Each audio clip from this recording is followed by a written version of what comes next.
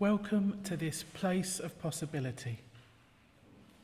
This is love's hearth, a home of hope, a refuge for minds in search of truth unfolding, ever beautiful, ever strange. Here, compassion is our shelter, freedom our protection from the storms of life, the trials and troubles of the world beyond our doors. In this abode may we find comfort, courage, challenge, and encouragement to stretch ourselves. Here may our sight become vision to see the unseen and to glimpse the good that is yet to be. These opening words by Marianne Hatchen-Cotter welcome all those who have gathered for our Sunday service. Welcome to those of you here in person at Essex Church, to those joining us via Zoom, and anyone who's watching on YouTube or tuning into the podcast at a later date. For anyone who doesn't know me, my name is Jane Blackall and I'm minister with Kensington Unitarians. This morning's service marks the festival of Dharma Day, otherwise known as Asala Puja, particularly associated with the Theravadan Buddhist tradition, a day which marks the Buddha's first sermon and thus, therefore, the founding of Buddhism as a religion. There is, of course, much wisdom to glean from the Buddhist tradition, or perhaps we could say the Buddhist traditions, as there are many different strands and flavours, as there are with all faiths. I could have picked any number of teachings to highlight today, but I've long thought that the three jewels offer some insight that can really speak to us as Unitarians. So that's the teaching we're going to be focusing on this morning. If you're not yet familiar with the three jewels, fear not, we will hear several perspectives on them in the course of the next hour. But as an introduction, I'm just going to share one quote from the Tibetan Buddhist teacher, Chagdud Tulku, who said this: "We take refuge in the three jewels, the Buddha, the Dharma, and Sangha. The Buddha is like one who has walked a certain road and by virtue of having reached the destination, knows the route and can show us the way. The Dharma, the road itself, is the Dharma. And those with whom we travel, those who offer support, those on whom we rely, comprise the Sangha." So in the next hour, we're going to consider what we can learn from this approach, the Buddha, the Dharma, and the Sangha, and we might just weave in some other themes and practices from the Buddhist tradition along the way. But before we go any further, let's light our chalice as we do each time we gather. This is the moment for us to set aside any preoccupations that we came in carrying, and to focus our attention in the here and now, set our intentions for the hour to come. Let's co-create this sacred space as we light the chalice, this simple ritual that connects us with Unitarians and Unitarian Universalists the world over, and which reminds us of the proudly progressive religious tradition of which this gathering is part.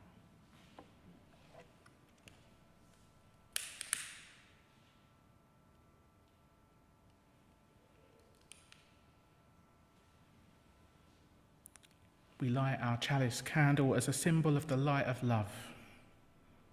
The light reminds us that love is the greatest power in this world. The love we share and bless each other with here in this beloved community.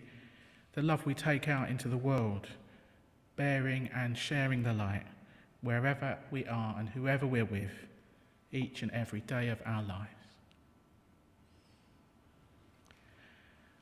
Time to sing.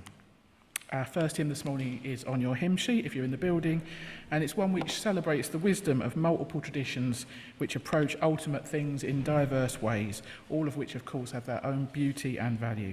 The hymn is called Gather Us In.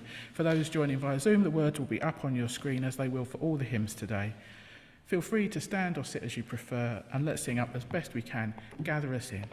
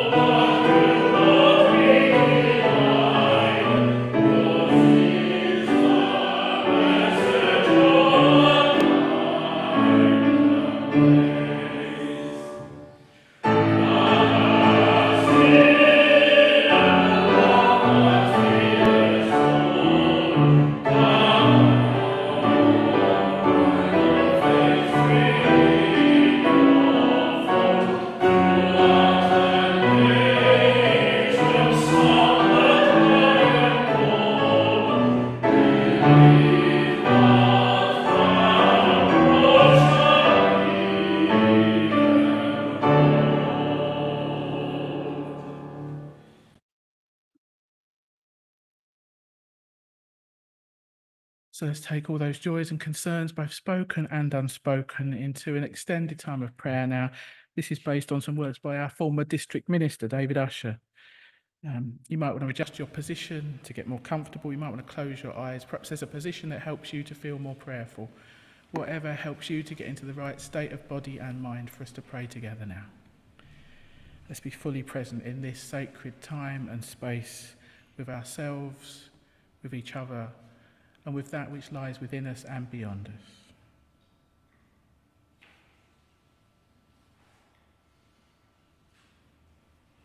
Spirit of life, God of all love, in whom we live and move and have our being. We turn our full attention to you, the light within and without, as we tune into the depths of this life and the greater wisdom to which and through which we are all intimately connected. Be with us now as we allow ourselves to drop into the silence and the stillness at the very centre of our being.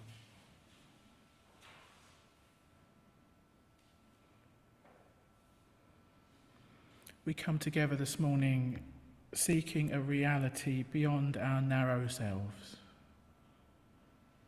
a reality that binds us in compassion, love, and understanding to all other human beings and to the interdependent web of all living things. May our hearts and minds be opened this hour to the power and the insight that weaves together all the scattered threads of our experience. Help us remember the wholeness of which we are part.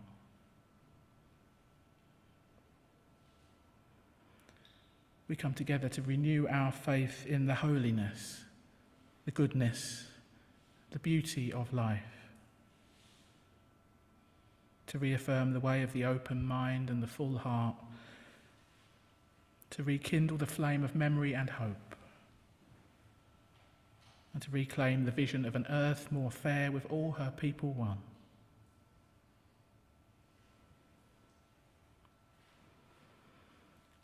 And let us take a few quiet moments now to look back over the week just gone and take stock of it all. All of the everyday cares and concerns of our lives, and all those concentric circles of concern that ripple outwards till they enfold the entire world, all lives who touch our own. Let's take a while to sit quietly in prayer with all that is in our hearts this day.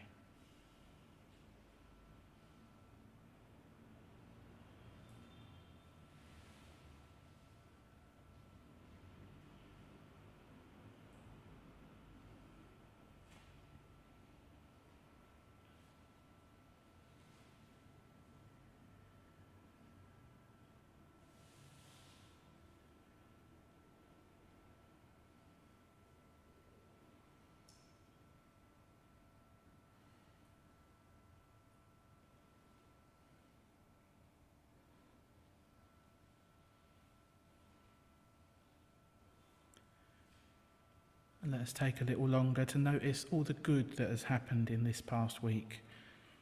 Moments of delight and uplift, of beauty and pleasure. All those acts of generosity and kindness that we have encountered. The experiences that help us to hold on to hope, encouragement, and a sense of life's possibilities. There's a lot to be grateful for.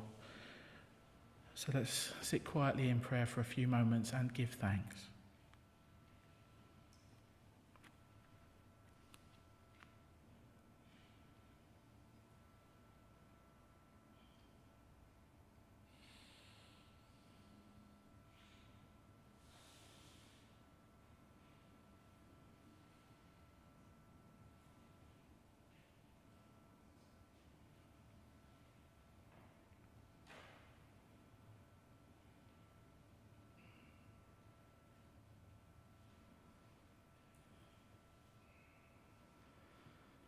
Spirit of life, God of all love, as this time of prayer draws to a close, we offer up our joys and our concerns, our hopes and our fears, our beauty and our brokenness.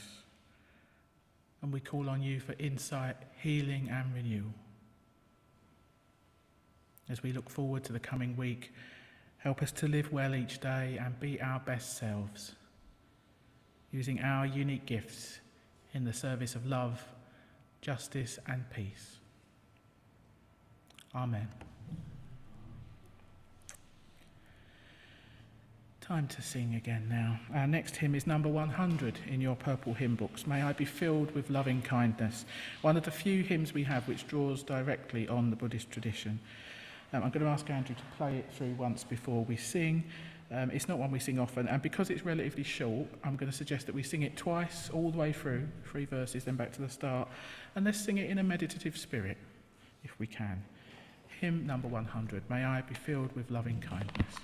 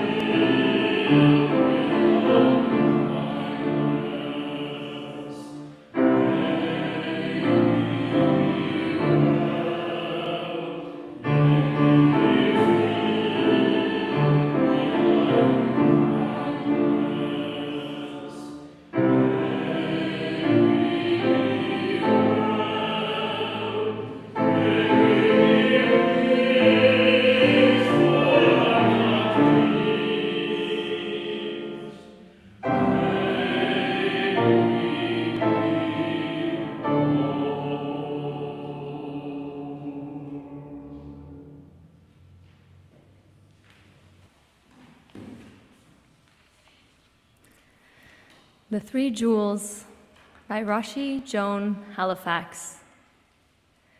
One of the most important Buddhist teachings is taking refuge in the three jewels: Buddha, Dharma, and Sangha. First is taking refuge in the Buddha. In the historical context, this is taking refuge in the historical Buddha. But from a contemporary perspective, one can look at it as taking refuge in that spiritually mature individual who becomes a friend to you on the path, and also to that same quality within yourself, a quality of spiritual maturity. If you've found that within yourself, it might become possible to have an authentic friendship with a teacher who has more experience in spiritual matters, in practice, in spiritual development. The second jewel is also very important, the Dharma. That has to do with the teachings, the vision, the values that are shared by a community. I feel a lot of times we don't recognize how important it is that a community share vision and values together. Then there's the third jewel, the Sangha, the community. Community is a really important part of the experience of spiritual development. It is said that the most difficult and challenging of all the jewels is the third, the Sangha, because ultimately it's an antidote to ego. I was thinking about the teachings of Saint Benedict in this regard, because the most valiant monk is not the solitary, or even the beggar, but the one who chooses to live with others in community. Community is really important in the development of character, including the dissolution of one's own ego. Living in a healthy community offers little escape from who we are. Ultimately, community is about love. It's about doing very simple things for each other, which could include cooking together, or cleaning up, or helping with the needs of others. Sangha is also about sharing our resources with each other, including our minds, our insights, and our time. It's how we in the community allow each other to develop. Both in Buddhism and the Benedictine model, our spirituality in the community setting is not really about the local self, but about the extended self. And the extended self is about benefiting others. Just living with other people doesn't necessarily make community. We have to share the same reservoir of values. We also have to have a common commitment. So clearly, causing division in the Sangha is considered to be extremely unwholesome. When I was practicing with Thich Nhat Hanh, he would talk about harmony of community, which included sharing a common faith, caring for the essentials of daily life, observing the precepts together. A fourth point was engaging in speech that contributes to harmony within the community, and avoiding speech that could cause the community to break. The fifth was sharing of insights. And the sixth is really important. This is respecting others' viewpoints. These are all really important perspectives in the community process.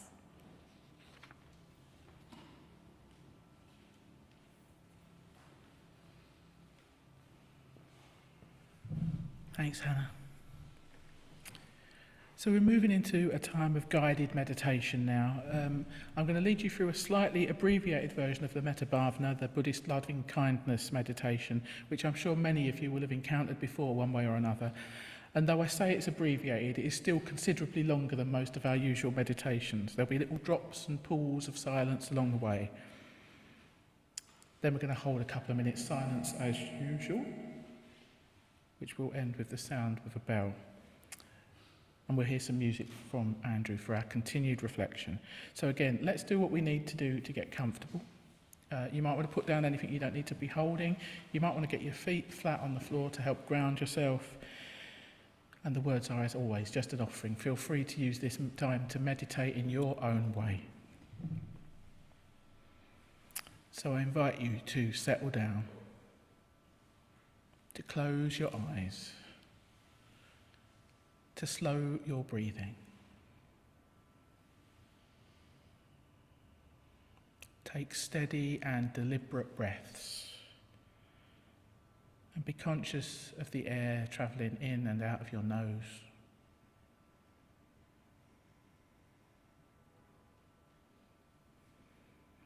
Bring your focus to that space just at the boundary of your nose and the outside of your body. Feeling the air move in and out as you take each breath. And if you lose concentration on that spot, that's all right. Just calmly bring your attention back again.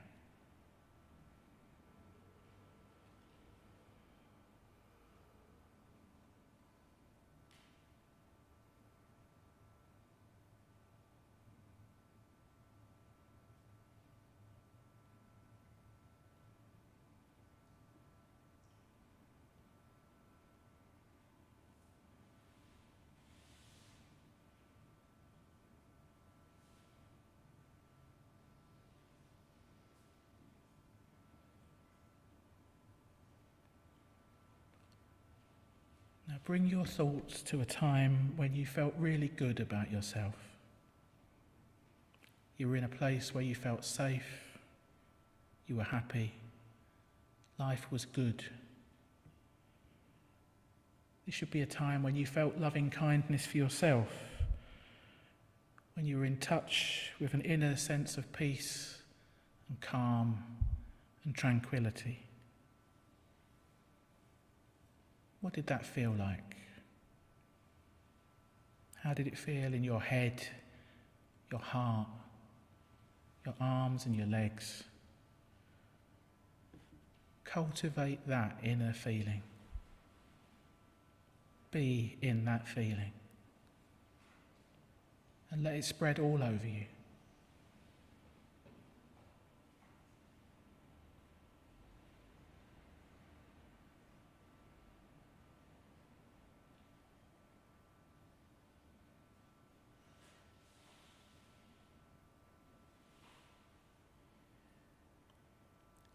Imagine this good feeling as energy radiating out from you.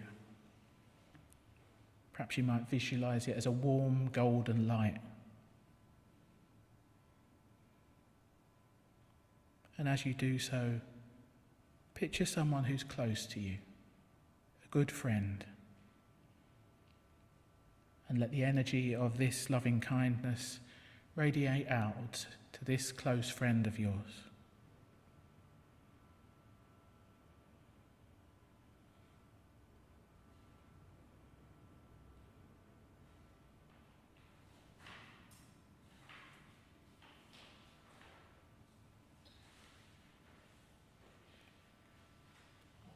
Continue to imagine this good feeling radiating out from your body.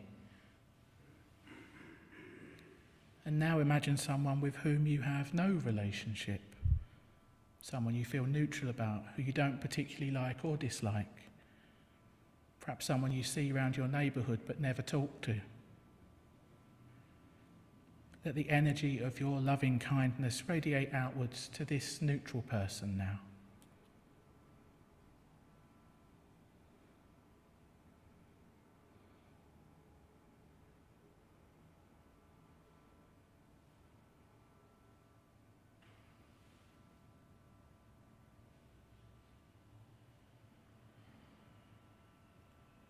Continue to imagine this feeling as energy moving out of your body. And now think of someone with whom you have a difficult relationship. Not your worst enemy, but someone with whom you're out of sorts. Let the energy of your loving kindness radiate out to this person too.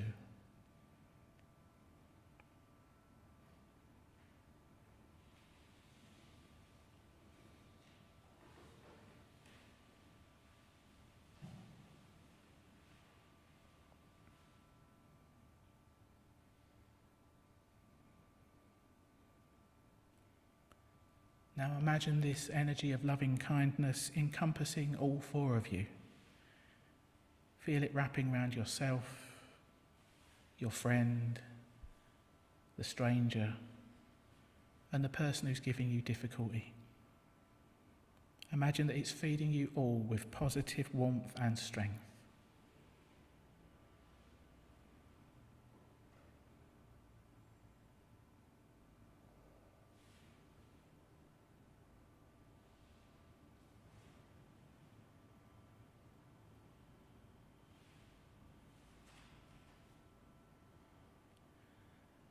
See this energy pulsing round all four of you and watch it slowly, so slowly, pulse outward from the place where you're sitting to the room that you're in, and then slowly outward to the local neighbourhood, and then to the city and beyond. Feel it radiate over the whole country, then all around the globe, and out to the entire universe. Waves of loving kindness to all beings everywhere.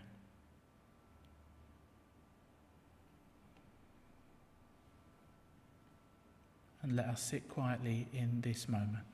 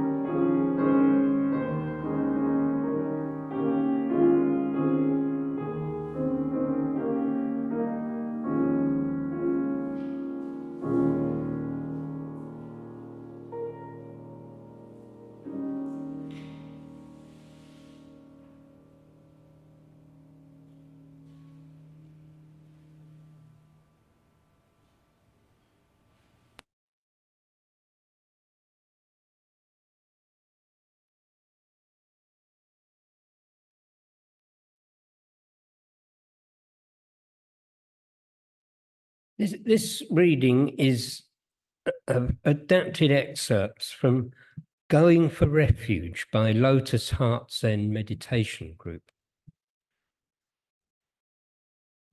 In Buddhist talks and chants, you will often hear, "I go for refuge in the Buddha, the Dharma, and the Sangha," which are often referred to as the three jewels. But what does that mean? What does it mean to go for refuge? What are you seeking refuge in?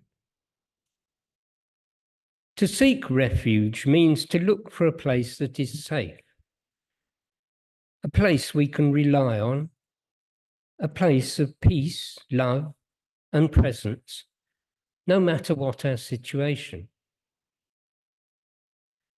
Often we get caught up in negative thinking, become overly busy, feel disconnected. In these moments, we can go to the refuge of the three jewels by remembering we have access to peace, gratitude, openness, and the experience of full presence. Going for refuge is shared in some form in all faith traditions. The Christian equivalent to the three jewels are Jesus, a parallel to the Buddha, the awakened one, the Gospel, a parallel to the Dharma, the teachings, and the church congregation, a parallel to the Sangha, the sacred community of love. Going for refuge in the Buddha is to find refuge in the enlightened nature we already innately possess. Just as the Christian aspires to become Christ-like through words, thoughts, and actions. Taking refuge in the Buddha, we enter the path of transformation through word, thought, and action. We walk the path to end suffering. When we go for refuge in the Buddha, we are entrusting ourselves to our own innate nature to walk in beauty, truth, and wisdom. As Sir Francis of Assisi said, what we are looking for is what is looking. Going for refuge in the Dharma is seeking refuge in truth. Dharma can be interpreted to mean cosmic law and natural order. But it also, and most often, refers to the teachings of the Buddha, which are meant to direct one to the truth. Taking refuge in the Dharma is similar to how, in Christian faith, the Gospels and the teaching of Jesus lead to understanding. The Dharma provides a path and a practice so we can be freed from disaffection, dissatisfaction, frustration, and suffering.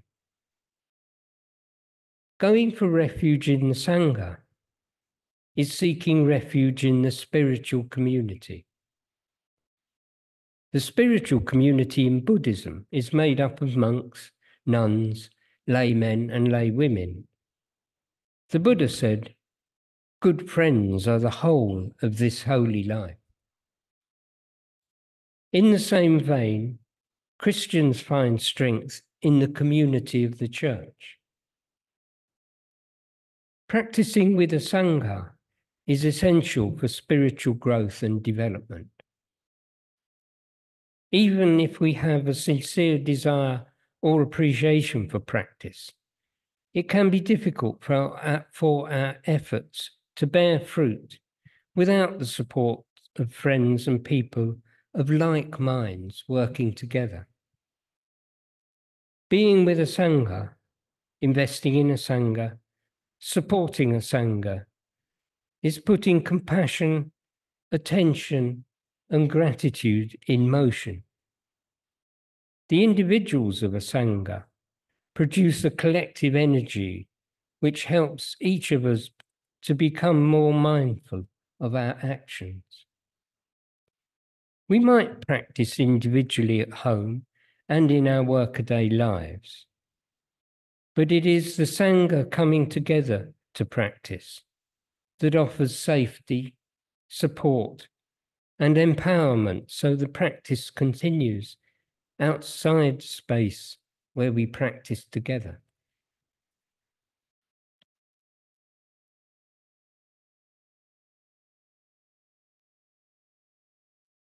Thanks, Brian. So as I said at the top of the service today, we're marking this festival of Dharma Day by focusing on this one particular bit of Buddhist wisdom, this idea, this framework for understanding that's known as the three jewels. It's always wise to tread carefully when introducing concepts from traditions that aren't your own. And so our two readings came from Buddhist teachers in their own words and in their own context, albeit somewhat tailored for Western ears. So what I want to offer in this mini reflection is just a little bit of commentary on how those three jewels might offer a useful framework for Unitarians too. I see it as a really helpful way of thinking about the religious life, how we might live religiously and more generally live well, how we might chart our course through life in a way that balances the different spiritual dimensions, you might say, rather than living out of balance, perhaps paying too much attention to one or the other of them and neglecting the others. In that last reading we heard from Brian from the Lotus Zen meditation group, they drew some interesting parallels between the three jewels as understood in their own Buddhist tradition and equivalent aspects of the Christian tradition. And whatever our own particular spiritual outlook might be, I reckon we could each do our own particular internal translation of the Buddha, the Dharma, and the Sangha to make sense of this wisdom in the context of our own time, place, and particular religious path. Thich Nhat Hanh said something very interesting about this in his work, The Heart of the Buddha's Teaching. He wrote, "At first, our Buddha may be a book we've read, our Dharma, a few encouraging words we've heard, and our Sangha, a community we've visited just once or twice. But as we continue to practice, the Buddha, the Dharma, and the Sangha reveal themselves to us more fully." So I ask you to consider this. At this point in your life, who or what is your Buddha? Who or what is at the spiritual center of your religious life? Who is the key teacher or exemplar? What is the touchstone of goodness or your North Star? I think this is the most inwardly focused of the three jewels. It's about the heart, it's about relationship, perhaps it's about devotion and trust. As Thich Nhat Hanh puts it, I take refuge in the Buddha, the one who shows me the way in this life.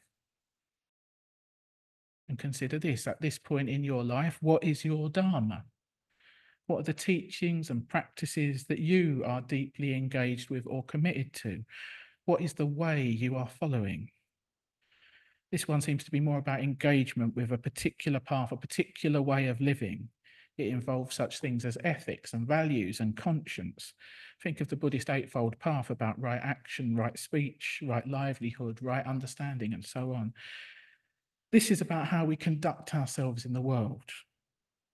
As Thich Nhat Hanh puts it, I take refuge in the Dharma, the way of understanding and love.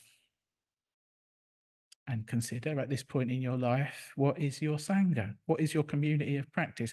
Of course, I hope at least some of you are going to say it's Kensington Unitarians.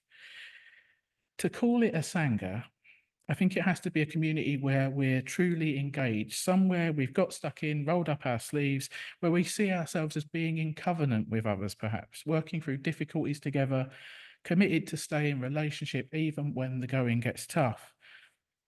I think the idea is that committing to a particular community like this is a kind of crucible for transformation. It is challenging.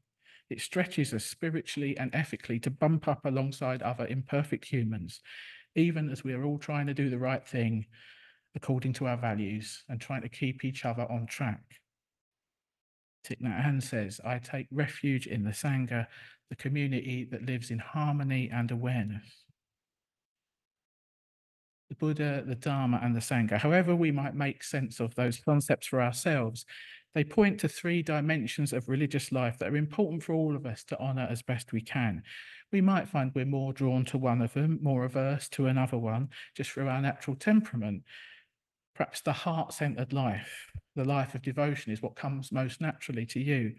Or perhaps it's the life of practice and discipline and action.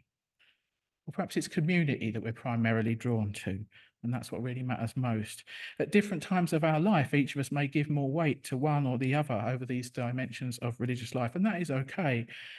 But it seems important to me that over the course of a lifetime, we do pay attention to all three of the three jewels and make the effort to cultivate and develop in those areas where we've perhaps been neglecting.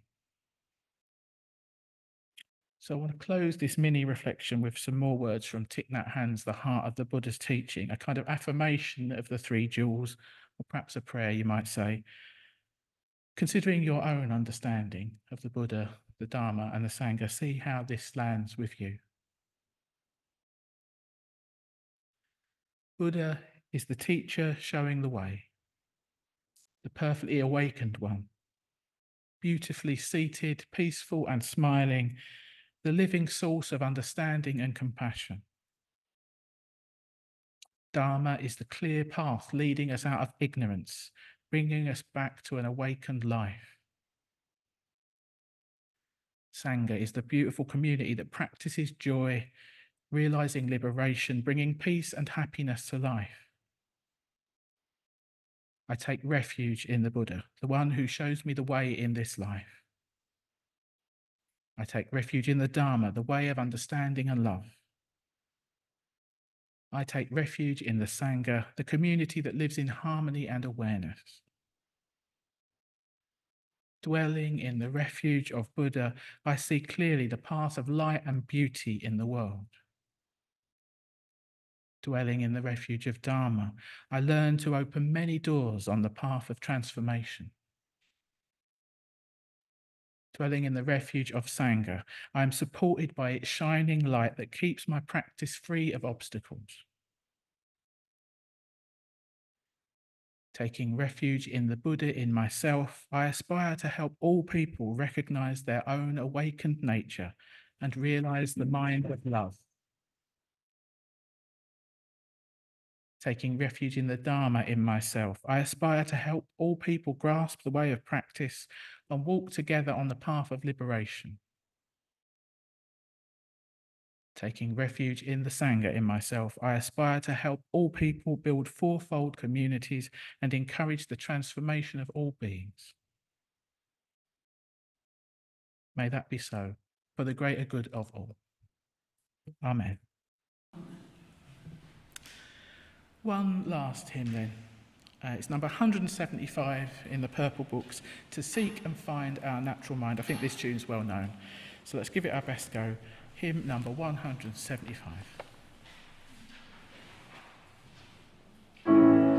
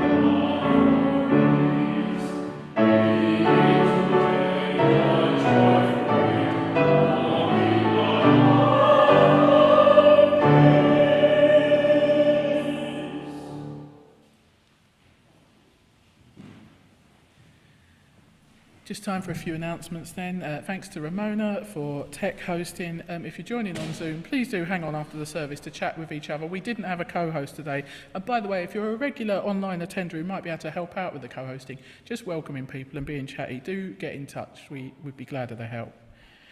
Thank you to Hannah and Brian for our readings today. Thanks to Andrew for playing, Benj for singing support. Thanks to Hannah for greeting, and who's in the kitchen? David. Again, David, thank you. Do stay for a cuppa and cake. Juliet has brought her very own birthday cake this week, so do help her celebrate. Yes, not baked by Juliet, baked by her daughter, but do stay and help her celebrate if you can. If you're here in person, I encourage you to stay on for singing with Margaret at 12:30. These monthly singing classes are free of charge and she can help everybody make a better sound. Great fun. We've got, what have we got? We've got Heart and Soul online tonight and Friday at 7 o'clock, and our theme this week, inspired by the England football team, is losing. We gather for sharing and prayer, and it's a great way to get to know people more deeply. Do sign up with me if you'd like a part of that. Contrary to what it says on the back of the order of service, it looks like there won't be community singing this week. It may be going on a hiatus for the rest of the summer. We'll see how we go. Our singing leader is exceedingly busy and hard to pin down. If you're interested in the group, do let me know, because we've got an email list for any last-minute changes, and I will keep you posted. Next Sunday, the Better World Book Club is reading Loving Our Own Bones by Rabbi Julia Belser. It's not too late to read it. I think we've still got at least one copy left if you want to borrow it. It'll be somewhere at the back. Get in touch if you're interested in the book group more generally, because I'm about to put out the list of books for the autumn. And a few other dates for your diary looking further ahead. We've got a lot going on in September. Many Voices will be back on September the 1st. We've got another tea dance coming up on September the 8th. Do come along to that. And if you are happy to help out with stewarding or with refreshments on the day, we'd appreciate it. And we've got our Gathering the Waters service on the 15th, which will hopefully also be followed by a Bring and Share lunch. If anyone feels like helping out in organising that, let me know. And if you are travelling anywhere over the summer, please bring back some water for the Gathering of the Waters ceremony. We'll be back next Sunday at 11 o'clock when our service will be on the theme of growing up.